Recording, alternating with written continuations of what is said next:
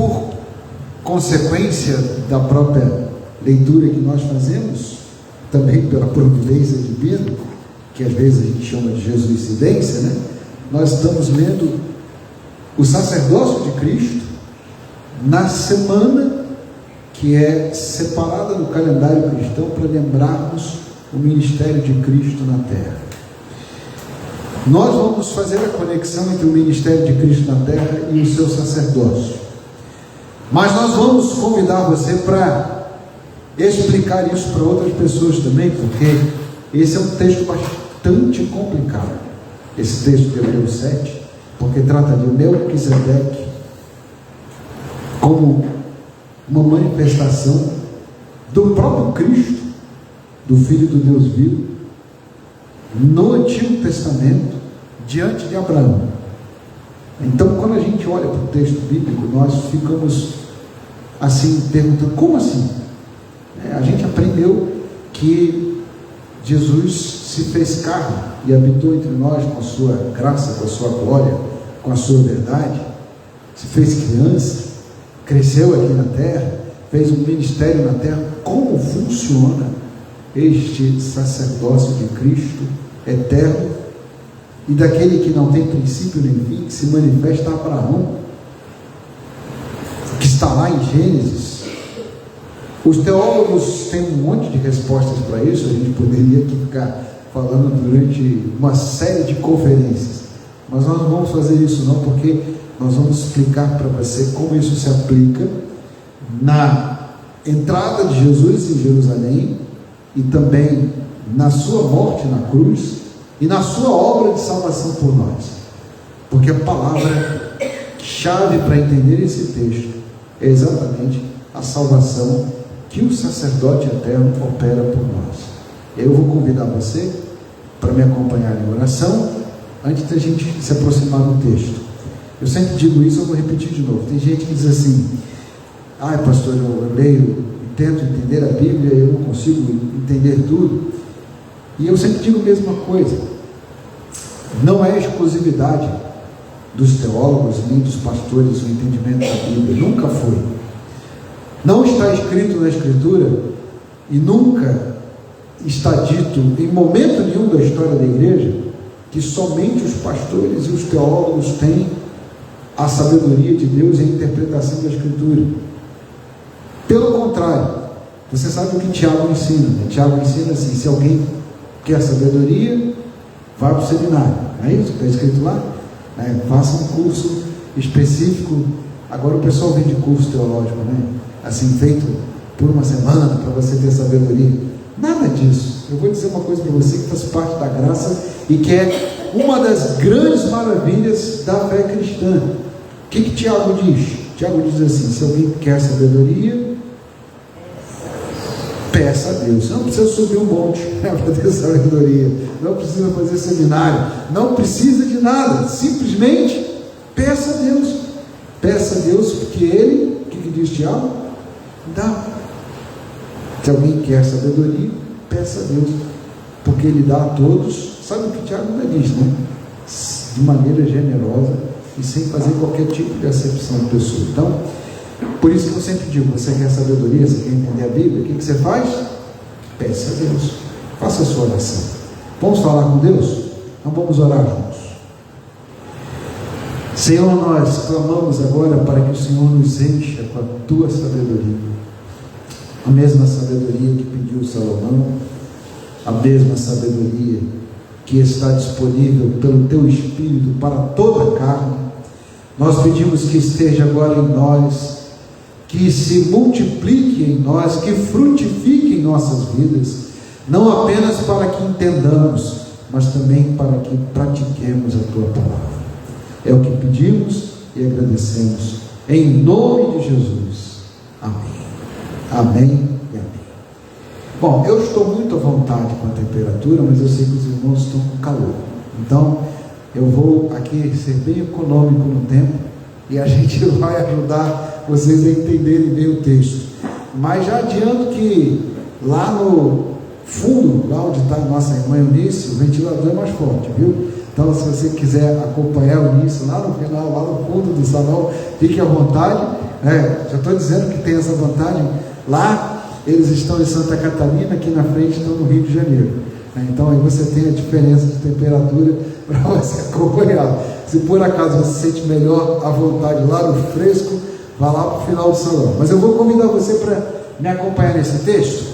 E a gente vai separar aqui algumas partes. O capítulo inteiro de Hebreus 7 merece ser lido por nós. Mas para a mensagem aqui nós separamos de 1 a 13 e 23 a 27 para fazer uma conexão.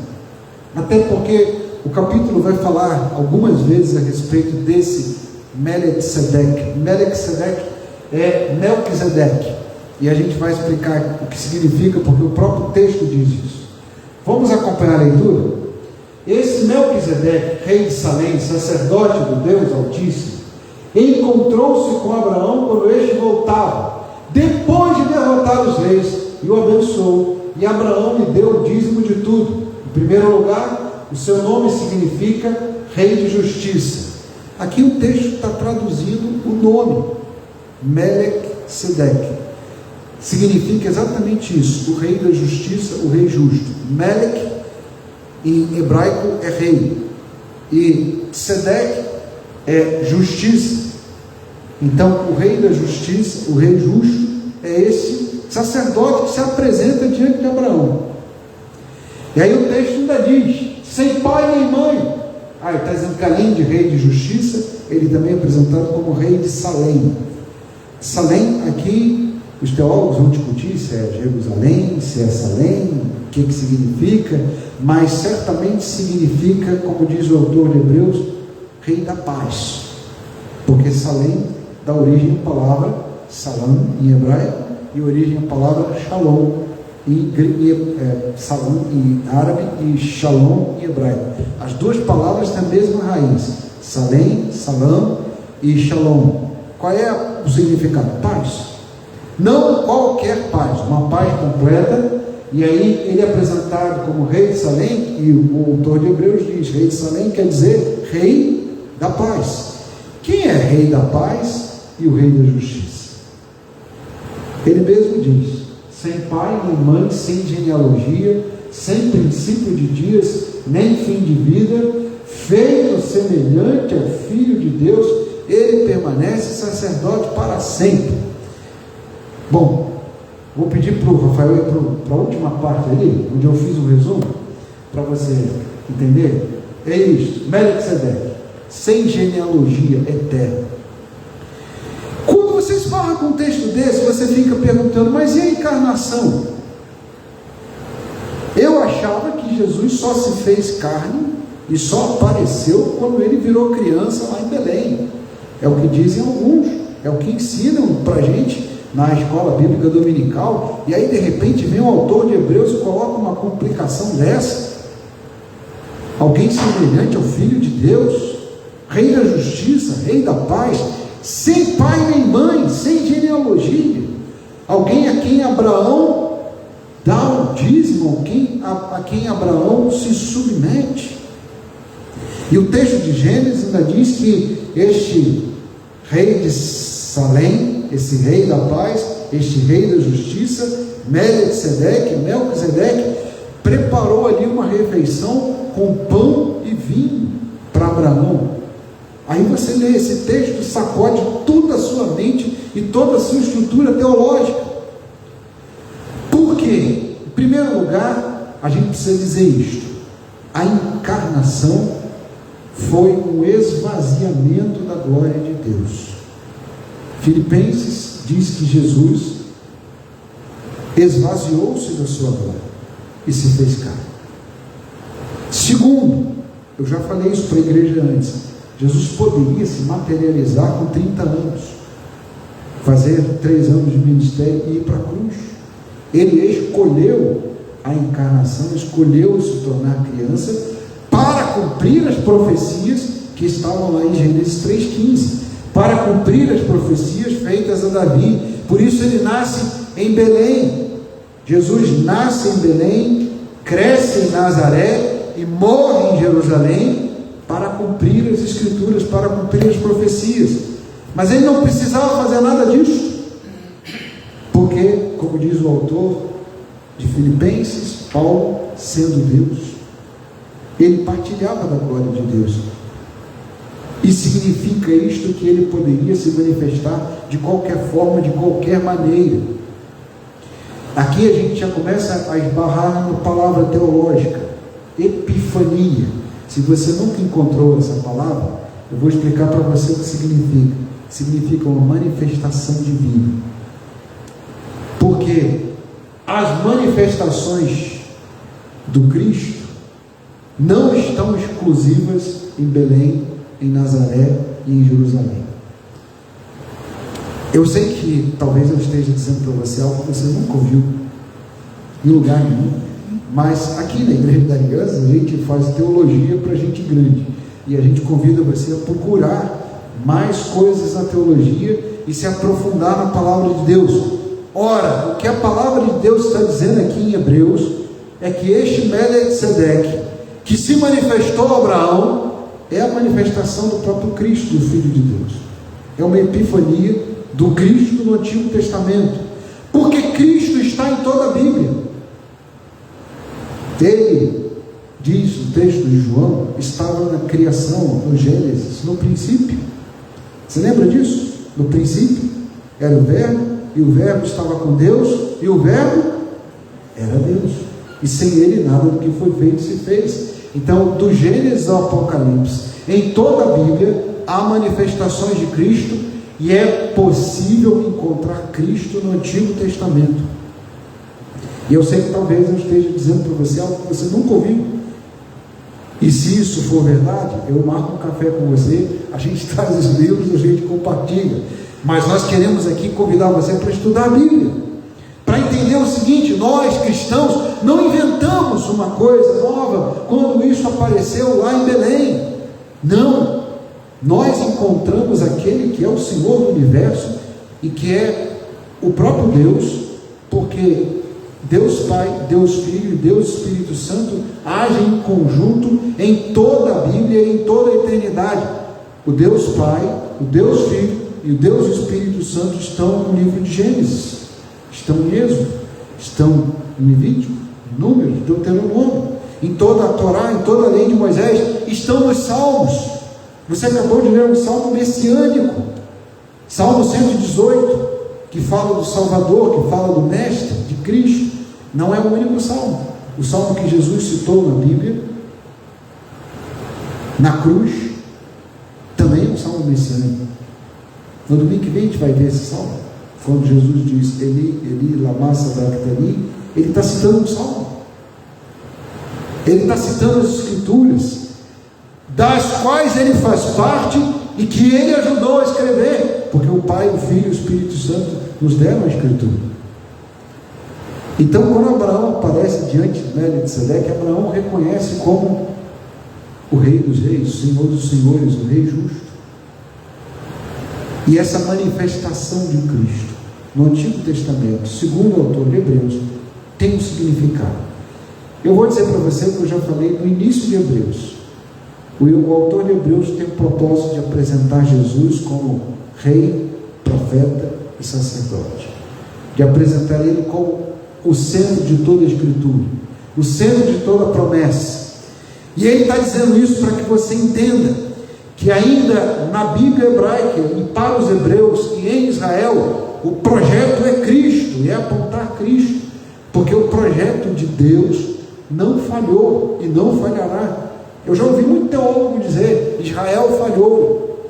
Você já deve ter escutado isso em algum lugar por aí. Está errado. Está errado, porque o projeto de Deus não falhou, ele se cumpriu.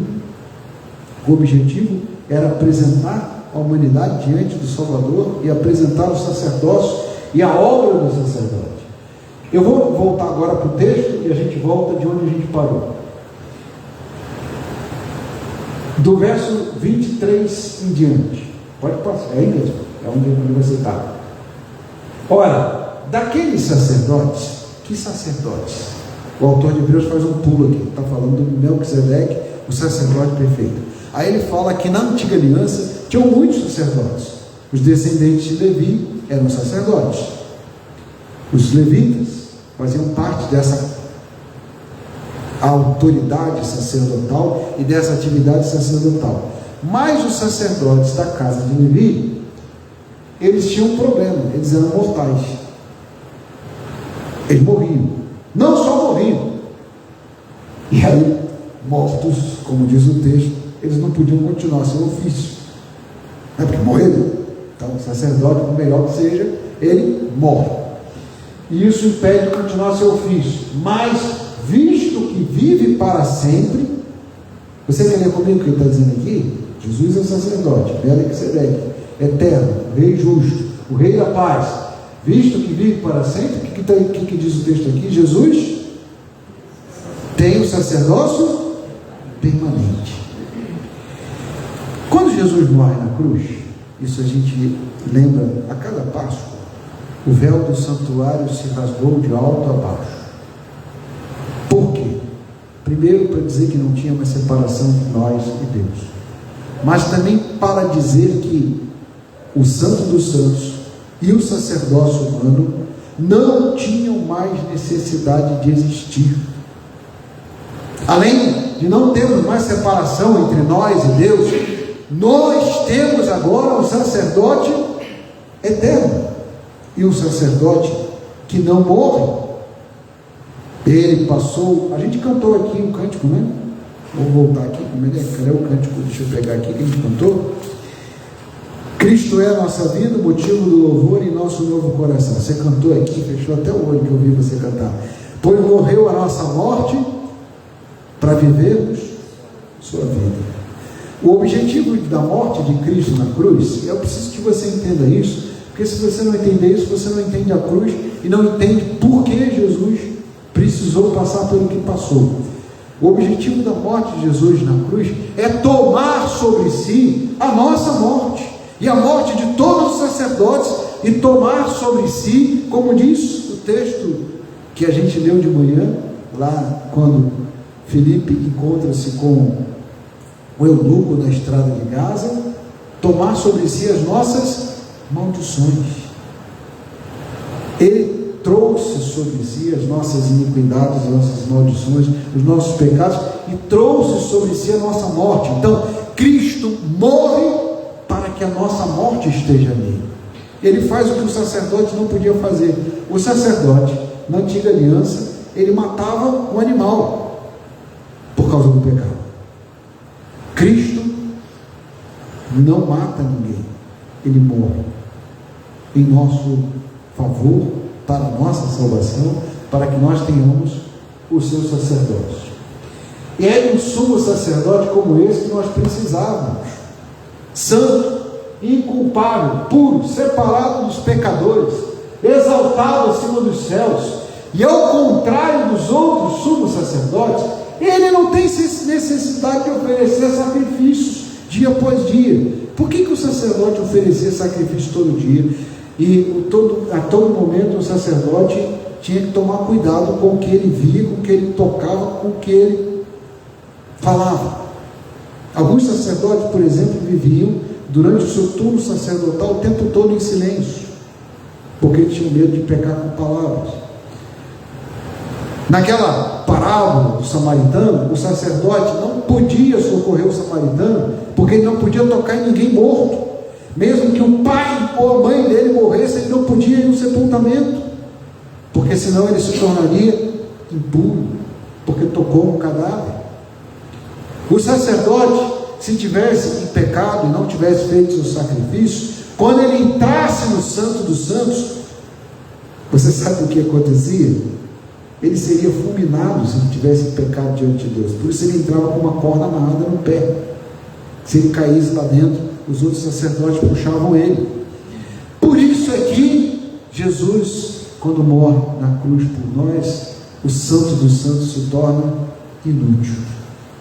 Tem gente nos nossos dias querendo recosturar o véu que Jesus rasgou, mas Jesus verdadeiramente ressuscitou e verdadeiramente morreu pelos pecadores, e a gente não precisa de novos sacrifícios. Tem um povo aí ensinando, faz um sacrifício, pega o seu salário, faz um sacrifício.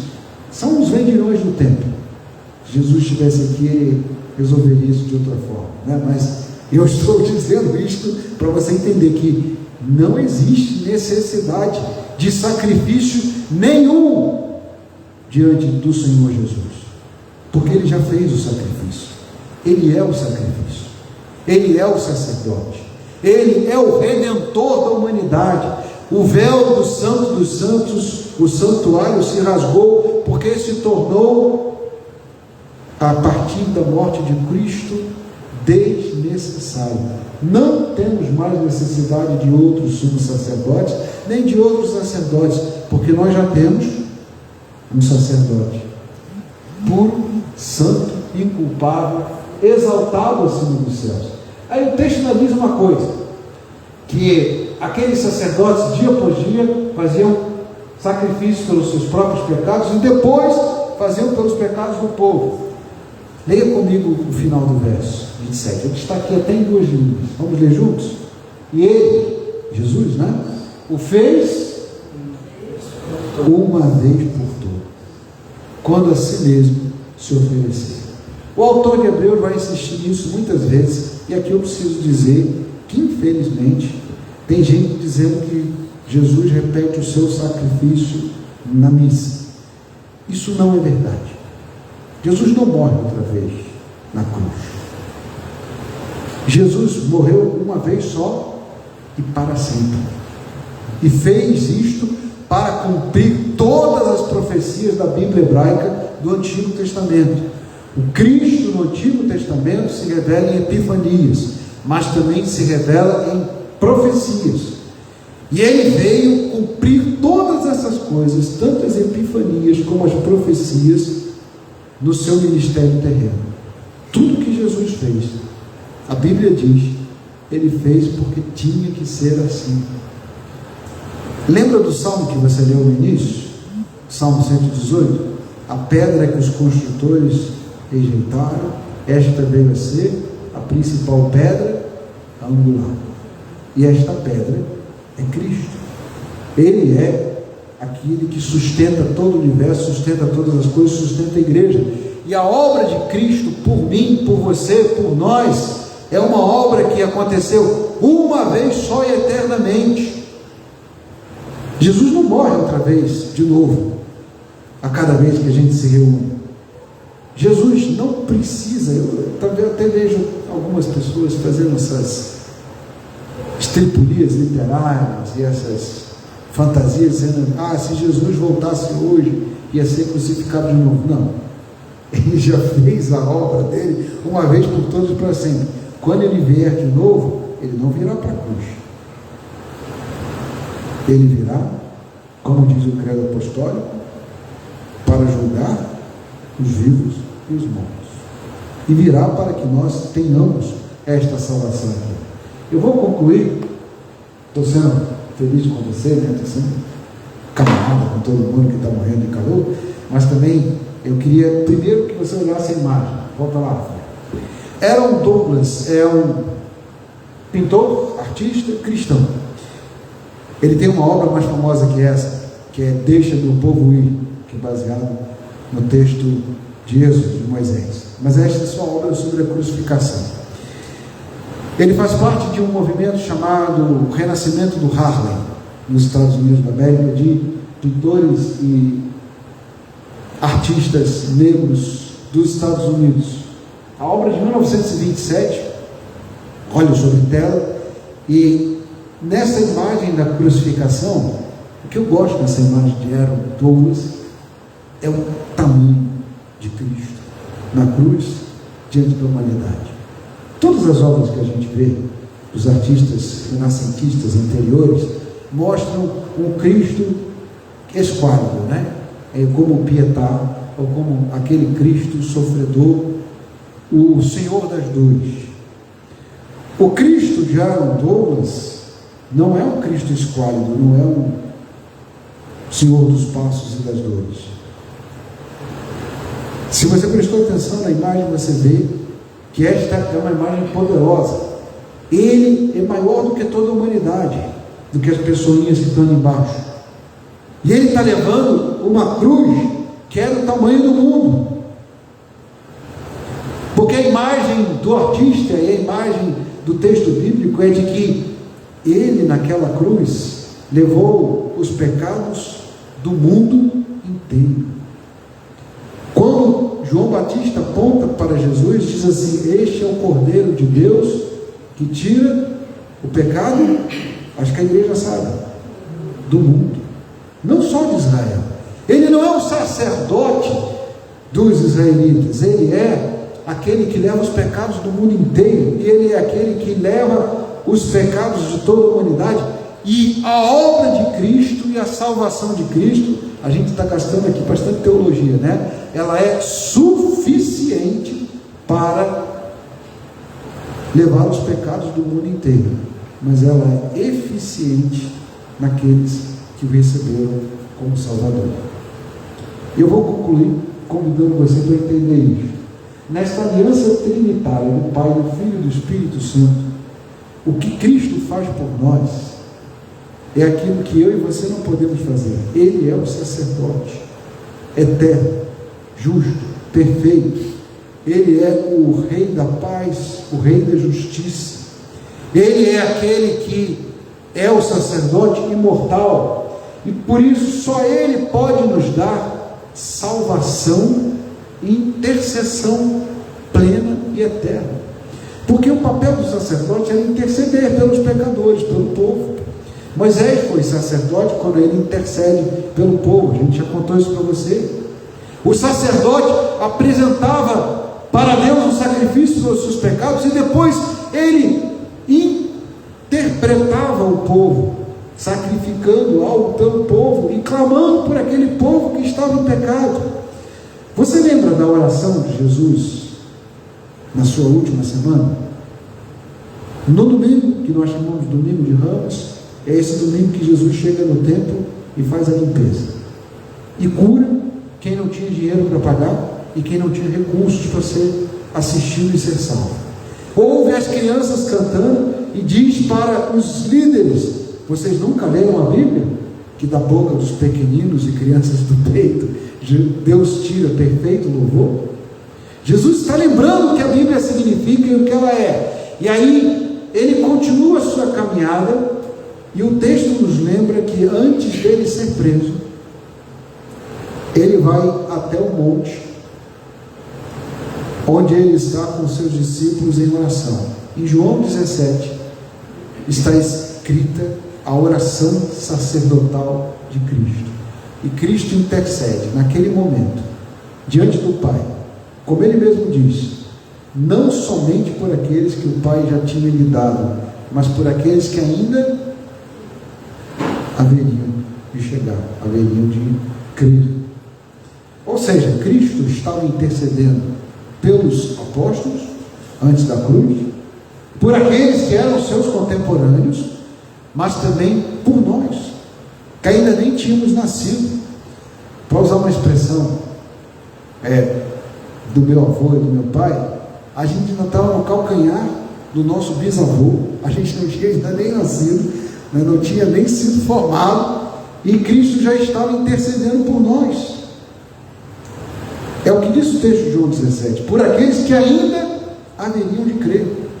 E o Senhor já intercedia por nós, e já nos conhecia, e já clamava por nós. Então, nós que cremos no Senhor, e nós que aqui estamos, precisamos guardar isso no coração. Nós temos um intercessor, nós temos um Salvador. Você diz assim: eu não sei orar. Cristo está orando com você, e está orando por você, e o Espírito Santo intercede até com gemidos inexprimíveis. O Pai, o Filho e o Espírito Santo estão envolvidos nessa obra da nossa salvação e da nossa redenção. E se o Pai, o Filho e o Espírito Santo, o Criador, o Salvador e o Consolador, estão envolvidos nessa obra, eu vou terminar dizendo uma coisa que talvez você precise ouvir: a sua salvação nunca dependeu exclusivamente e somente de você. Nunca. Ainda bem que nunca dependeu só de nós, e não dependia dos homens, nem das igrejas. Imagina, tinha uma época que a igreja achava que tinha o poder de dizer: você está salvo, você não estava, e a igreja excomungava, salvava quem ela queria.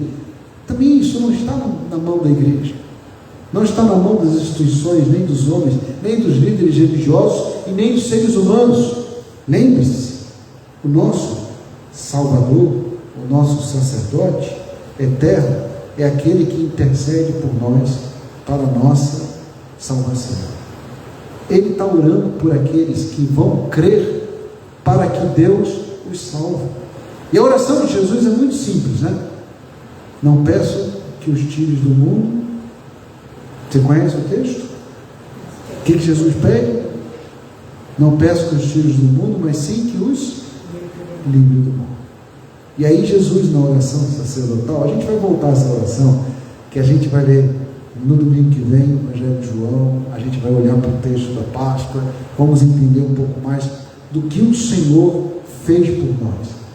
Mas o que Ele fez foi pegar a nossa redenção, a nossa salvação e mostrar que Ele está carregando essa cruz.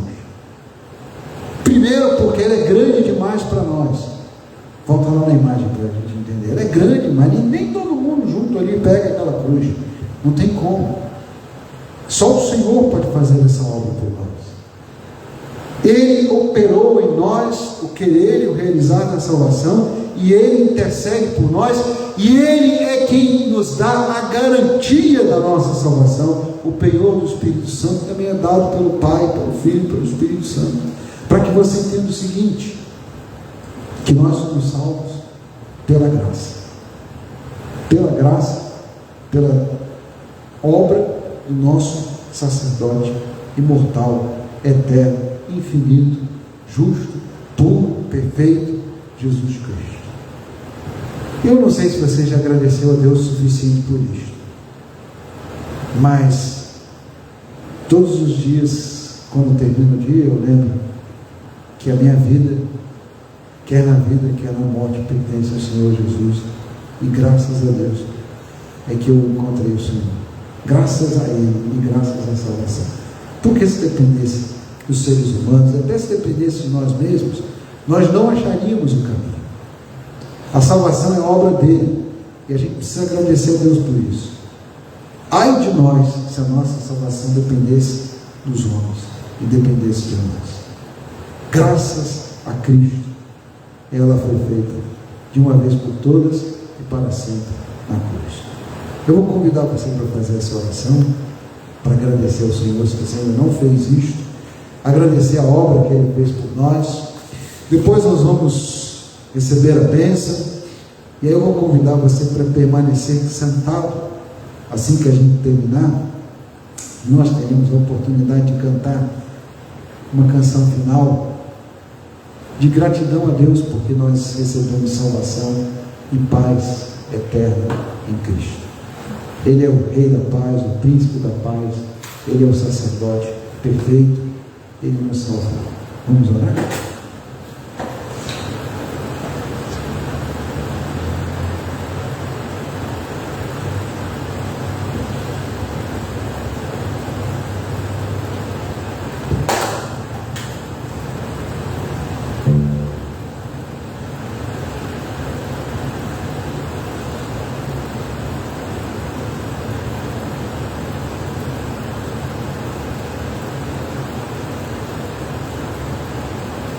Eterno Pai, nós te bendizemos pela obra, pela pessoa, pelo ministério, pela cruz de Cristo Jesus. Porque somente por esta cruz e pela obra do Senhor que nós temos a paz que o mundo não pode dar, que nós temos a salvação que os homens não podem retirar de nenhum de nós, e nem nós mesmos, ainda que quiséssemos e tropeçássemos em nós mesmos, ainda assim, Senhor, não poderíamos nos afastar de Ti, porque o Senhor pagou um alto preço por nós, porque o Senhor nos amou quando nós ainda éramos distantes e não existíamos, e o Senhor já nos conhecia. Por isso nós te bendizemos por tão grande salvação, por obra tão maravilhosa, e pedimos, Senhor, ensina-nos a viver esta salvação de maneira prática, Ensina-nos a viver a perspectiva da vida e da ressurreição. Faz-nos a cada momento, a cada dia, encontrar em Cristo a alegria e a paz que nós sabemos que só podem existir. É o que nós pedimos, é o que nós agradecemos e bendizemos. Em nome de Jesus. Amém, amém e amém. Vamos receber a bênção do Senhor? Aí eu convido você para estender as suas mãos. Se você quiser, pode ficar de pé. Logo depois eu vou convidar você para sentar e cantar. Nós vamos terminar. Hoje nós não vamos fazer o nosso círculo da comunhão, porque a gente vai convidar você à comunhão depois do culto. Tem lá o lanche, está preparado para estarmos juntos diante de Deus. Mas agora eu convido você para receber essa bênção e levar a outras pessoas. E agora, irmãos e irmãs, que o Senhor vos abençoe e vos guarde. Que o Senhor faça resplandecer a sua luz e o seu rosto sobre vós. Que o Senhor vos dê a paz que excede todo entendimento. Que a graça, a irresistível graça de Jesus Cristo, o amor de Deus Pai e as doces e eternas consolações e o fruto do Espírito sejam sobre nós, agora e até o dia em que estaremos todos reunidos para sempre com o Senhor. Assim nos abençoe Deus Pai, Deus Filho e Deus Espírito Santo, que nos envia ao mundo para anunciar essa paz. Amém, amém,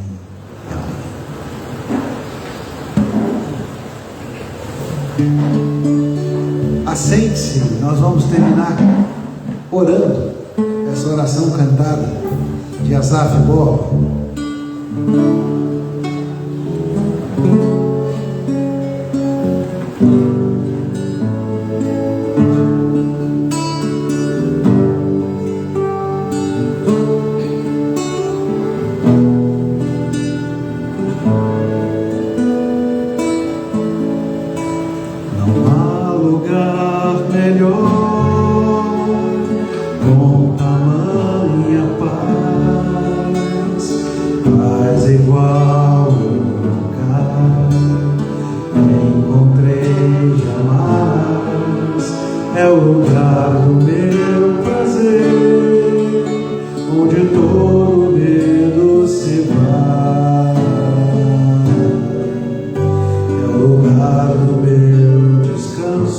Os braços do meu Pai.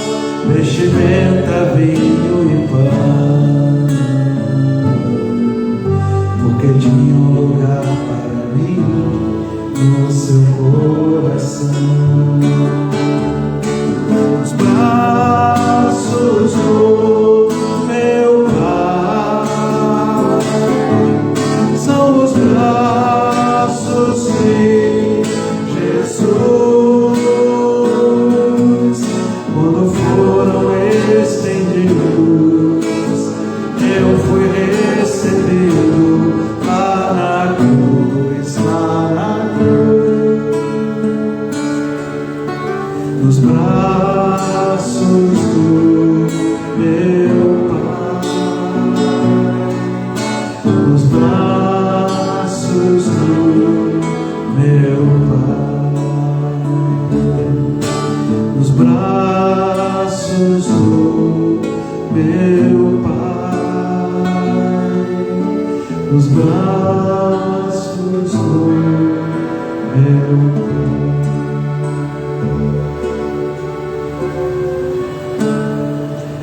Amém, amém, amém. O Pai, o Filho e o Espírito Santo estão envolvidos e estão determinados na nossa salvação. Graças a Deus por isso, pela obra que nós temos em Cristo e pela graça maravilhosa. Ia convidar você agora para dizer uma palavra de bênção, de paz para quem está ao seu lado hoje. Domingo que vem nós temos aqui o domingo de Páscoa. Nós estaremos mais uma vez reunidos em nome de Jesus, se assim Ele permitir. Mas agora eu quero convidar você, pode dar um abraço, pode dizer uma palavra de bênção para quem está do seu lado, porque outrora eu era triste, agora eu tenho alegria no Senhor, e a alegria do Senhor é a nossa força. A gente se emociona na igreja, mas a gente também tem uma palavra de bênção, uma palavra de paz, uma palavra de carinho, de alegria para quem está conosco na obra do Senhor. A paz.